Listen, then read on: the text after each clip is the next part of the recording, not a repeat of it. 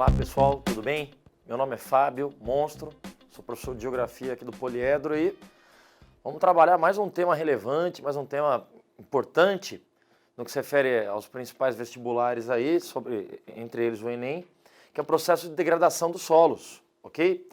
Vamos lembrar que muitos dos exemplos de degradação dos solos, eles são processos naturais, mas são processos naturais potencializados, acelerados por ações humanas indevidas, ações humanas inadequadas. No final das contas, os principais responsáveis por esse processo de degradação da natureza, incluindo os solos, é justamente as técnicas inadequadas, o uso e o manejo inadequado que é feito do solo, né? Olha aqui, ó, desmatamento, né? Um exemplo de manejo completamente inadequado dos elementos da natureza, que acaba expondo o solo e tornando o solo sujeito a uma série de ações, entre elas o intemperismo, né? Nós temos aqui um exemplo da monocultura, como um outro exemplo de ação inadequada, de manejo inadequado do solo, né?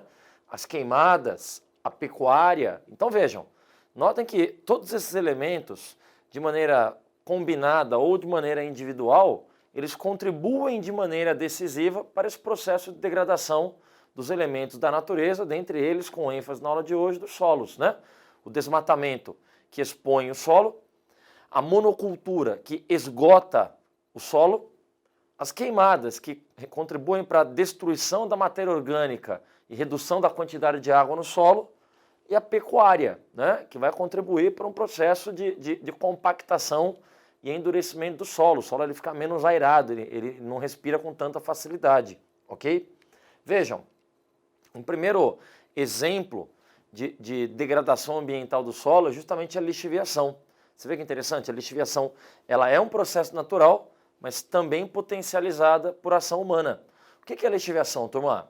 A lixiviação é um processo de perda de fertilidade do solo em virtude do transporte de minerais através da água. Ou seja, não existe lixiviação sem atuação da água da chuva, ok? Então, quanto mais a água infiltra, ou quanto mais a água escoa, maior é a quantidade de minerais lixiviados, ou seja, maior é a quantidade de minerais hidrossolúveis, né, como o cálcio, o potássio, o fósforo, que são transportados pela água. Vejam, qual é o problema da água transportar esses minerais?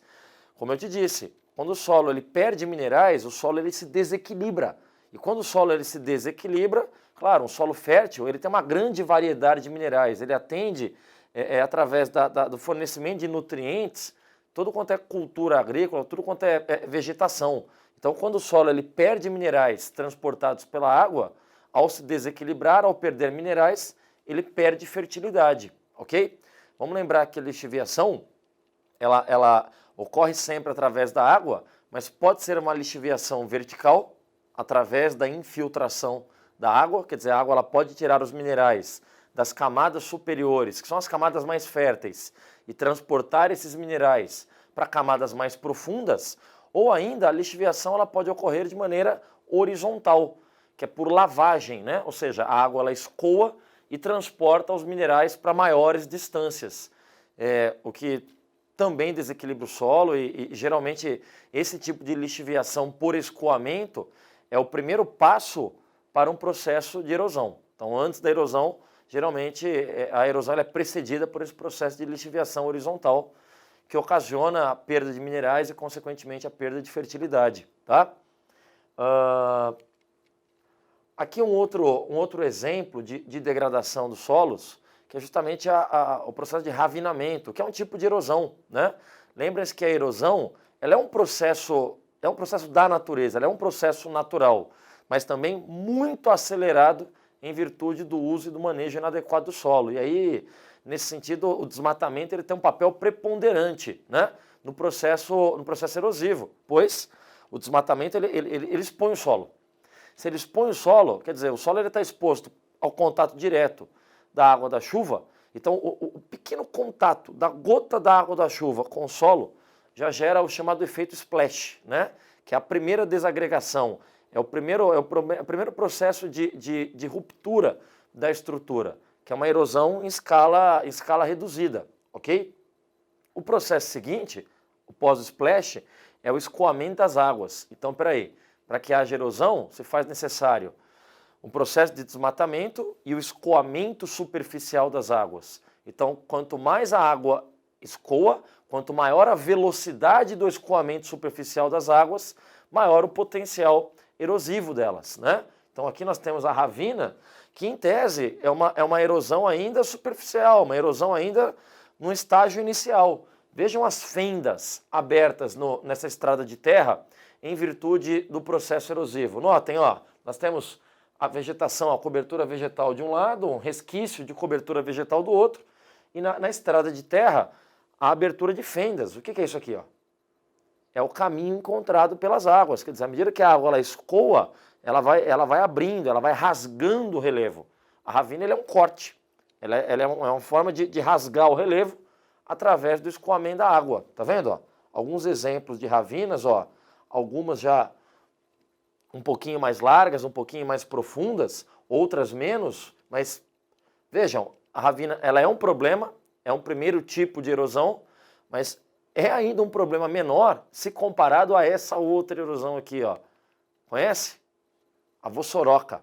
A vossoroca, ela é uma vala extremamente larga, extremamente profunda, fruto de uma erosão já num estágio extremamente avançado, né? Um processo difícil reversão, né? Então, notem como a exposição do solo, através do desmatamento, ela pode ocasionar graves problemas de ordem ambiental para os solos. O processo de formação do solo é muito lento, turma. Então, quando há erosão, quando há a desgaste, a transporte, a perda de solo, esse é um processo que, se for possível ser revertido, é um processo de longo prazo, é um processo muito complicado, né? Então, as vossorocas são exemplos de erosão, repito, já num estágio extremamente avançado, buracos largos, de grande profundidade. Em muitos casos de vossorocamento, é muito comum a presença de água no fundo da vossoroca, e aquela água, na verdade, não é o rio que brotou, não são as minas de água que brotaram e chegaram à superfície. Pelo contrário, o buraco ele é tão profundo que ele atingiu o patamar de um aquífero, ele atingiu o patamar dos aquíferos livres, dos lençóis freáticos. Então não foi a água que buscou a superfície, foi a superfície, foi o buraco que atingiu o lençol freático, né? Essa é uma erosão grave, um problema grave sob o ponto de vista ambiental. Aparece bastante em prova, fiquem de olho. Quando há erosão, há um processo de desgaste, há um processo de desagregação da estrutura e o transporte dos sedimentos, né? Esses sedimentos têm que parar em algum lugar. Bom, em virtude aí da própria disposição do relevo, os sedimentos eles tendem a se acumular nas partes mais baixas do relevo.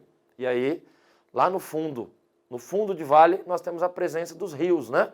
Então, a presença da mata ciliar, tão importante para garantir a integridade das margens dos rios, quer dizer, preservar a mata ciliar é preservar a biodiversidade, é preservar solo e é preservar a integridade dos rios. Em cima, o antes e logo abaixo, o depois. Então, a remoção da mata ciliar gerou uma redução da biodiversidade, um desequilíbrio ecológico, gerou a erosão das margens e, consequentemente, uma grande deposição de sedimentos no fundo do rio, né? Essa deposição de sedimentos no fundo do rio, conhecido aí também como assoreamento, né? Então, quanto maior a carga de sedimentos no fundo do rio, menor a profundidade do rio. Então, um rio antes com grande volume d'água, né, rios largos, mais profundos, acabam se transformando em pequenos filetes d'água, fruto da erosão acentuada, né? Isso aqui já de natural não tem nada, viu? É tudo exemplo de ação humana inadequada. Olha o que aconteceu com esses rios. Olha só, olha os bancos de areia que se formaram aqui, não matando, mas diminuindo muito, né, a potencialidade, o volume, os fluxos de água, né? É isso. Foram alguns exemplos aqui de degradação dos solos, tá joia? Em outras oportunidades nós voltamos a conversar um pouquinho mais, tá joia? Forte abraço a todos, muito obrigado, até!